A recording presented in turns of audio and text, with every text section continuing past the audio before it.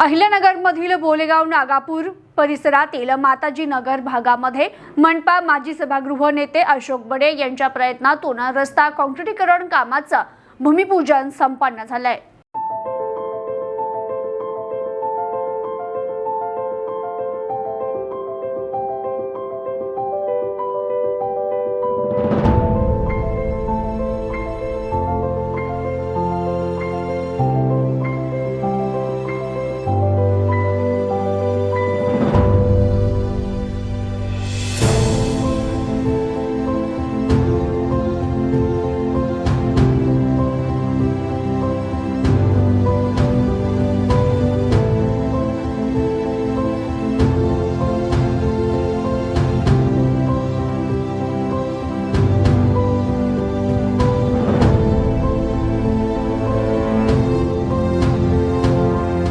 नागापूर बोलेगाव परिसरात सर्वसामान्य नागरिक राहत असून या ठिकाणी एमआयडीसीतील कामगार वर्ग मोठ्या प्रमाणात आहे।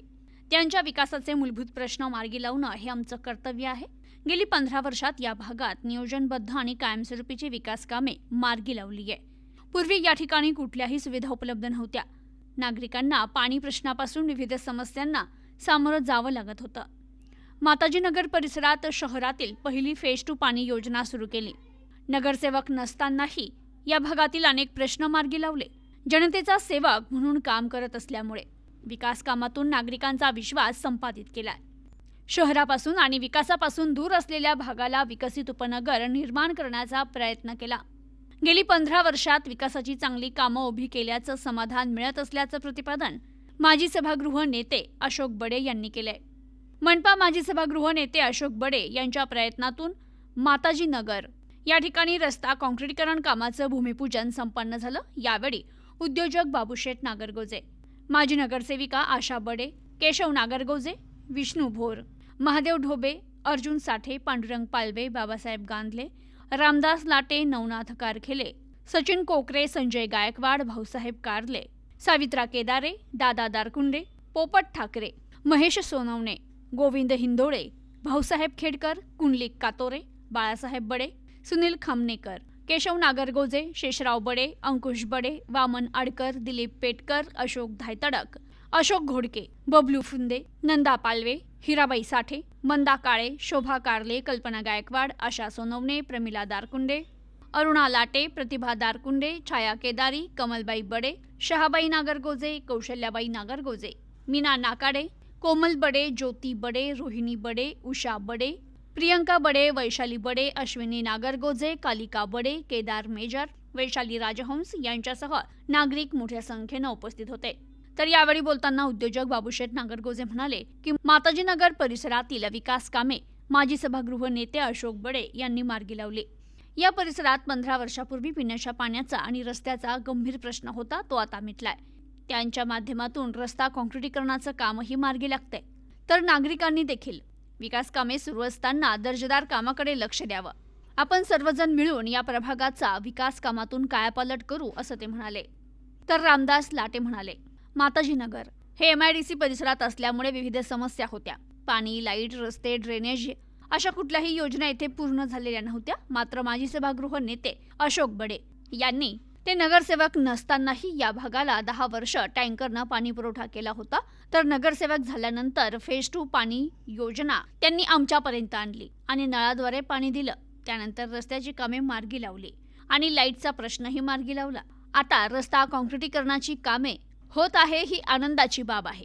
चांगलं काम करणाऱ्याच्या पाठीशी आम्ही सर्व नागरिक उभे आहोत असं ते म्हणाले।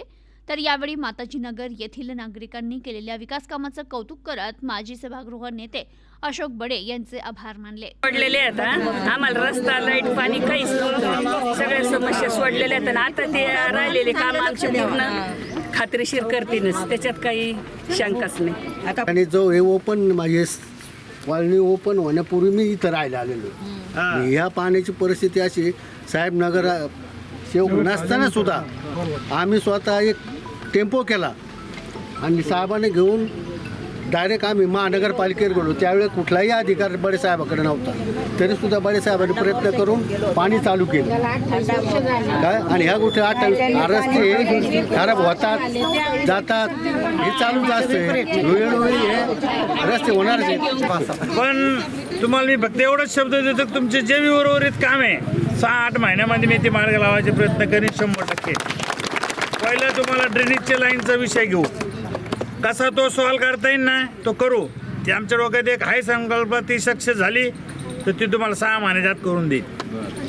फक्त आपलं ते पुढं कसं न्यायचं ते आहे ना, त्याच्यावर कसं मार करायचं ते विषय आहे. काय तुम्हाला काहीतरी फालतू सांगायचं नाही, 4 दिवसातच मी काम चालू करतो तर ते होणं शक्य नाही आहे. पण त्याच्यासाठी प्रयत्न एक डोक्यात आहे, तो जर सक्सेस झाला तर ते आपण करणार. नुकत्याच आता अहिल्यानगर महानगरपालिकेच्या निवडणुकी संदर्भात या ठिकाणी आम्ही सगळ्या मतदारांच्या गाठीबिटी देण्यासाठी या ठिकाणी माताजीनगर येथे आलेलो आहेत. आणि येत असताना या ठिकाणी माताजीनगरमध्ये गेल्या 2007 साली त्यावेळेस तर मी नगरसेवकसुद्धा नव्हतो या ठिकाणी.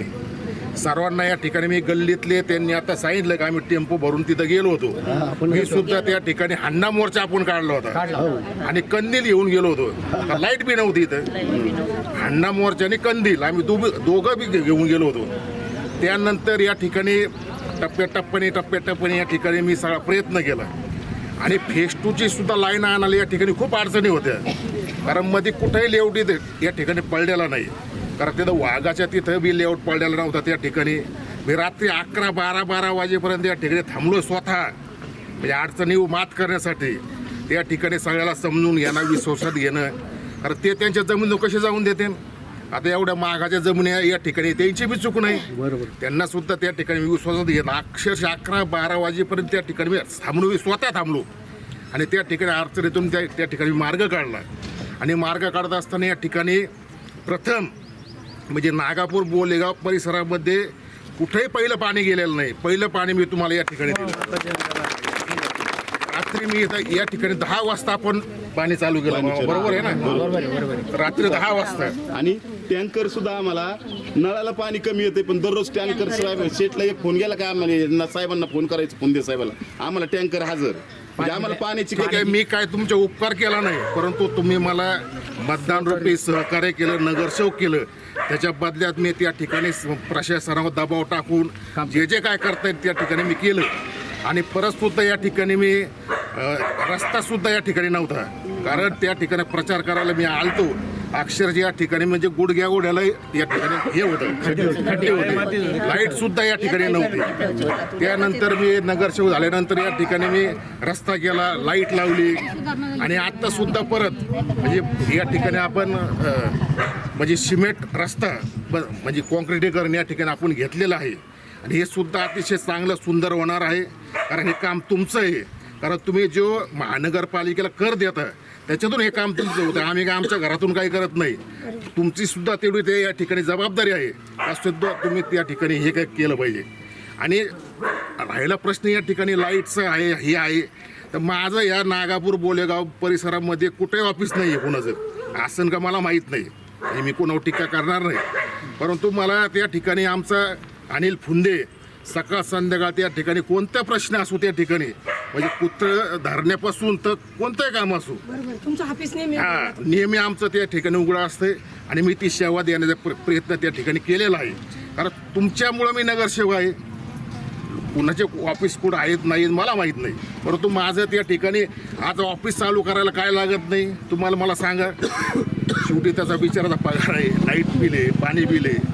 मी त्या ठिकाणी 40,000 रुपये महिन्याला त्या ठिकाणी खर्च करतोय. हे तुमच्यासाठी करतोय मी, कारण तुम्ही मला नगरसेवक केलं तर तुम्हाला मला सेवा देणं गरजेचं आहे ना. त्यामुळं तुम्ही बिलकुल कशाची काळजी करू नका, कुणावर विश्वास ठेवू नका. तुमचं भविष्यात सुद्धा या ठिकाणी तुमचा महत्त्वाचा प्रश्न मला माहिती आहे. हे या ठिकाणी बंद पाईप गटर तिथं पाहिजे, परंतु भौगोलिक परिस्थिती पाहता तुम्ही सुद्धा थोडं म्हणजे हे करा. या ठिकाणी आपण करायला आपण करू भविष्यात. आता पुढच्या वर्षी जे जे म्हणजे निधी येईल हे येईल त्या ठिकाणी आपण करू, परंतु हे सोडणार कुठं आपण. तर लोकांच्या प्लॉटमध्ये तर तुम्हाला कोणी सोडून देणार नाही, जमिनीमध्ये कोणी सोडून देणार नाही. तर ते सगळं आपण विचार करू, सगळे त्याचे मार्ग काढू आपण या ठिकाणी, ते सुद्धा आपण या ठिकाणी करू. आणि रस्त्याचं सुद्धा काम या ठिकाणी 2-3 दिवसात चालू होणार आहे. तुम्ही सगळ्यांनी या ठिकाणी लक्ष द्या. ठीक आहे, चुकीचं काम होत असेल तर मला फोन करा किंवा आमचा अनिल फुंदेला फोन करा, कारण दिवसभर तर आम्ही या ठिकाणी थांबू शकत नाहीत ना. एवढं कोणती या ठिकाणी काळजी तुम्ही करू नका. भविष्यात मला संधी दिली, आता माझ्या मामाला संधी द्या, एवढंच या ठिकाणी सांगतो. आणि तुम्ही सगळ्यांनी या ठिकाणी आले, सगळ्यांना या ठिकाणी bureau report news today 24 Ahilyanagar.